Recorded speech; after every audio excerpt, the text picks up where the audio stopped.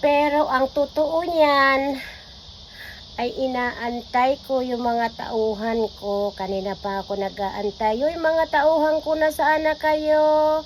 Naku, iniwanan yata nila ako sa trabaho. Pero okay lang, babalikan ako niyan. Kasi hindi sila makapagtrabaho sa ngayon pag hindi nila ako kasama. Anyhow, good morning.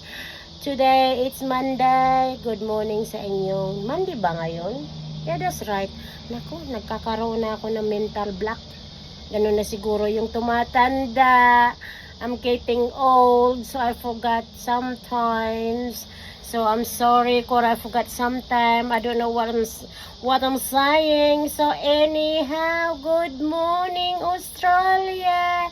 Good morning to my client and good morning to my friends and my follower. And I'm still waiting. Where are you people? Nasaan na kaya yung driver ko? Wala pa rin. Ay, sabon-sabon yata at banlawang ko.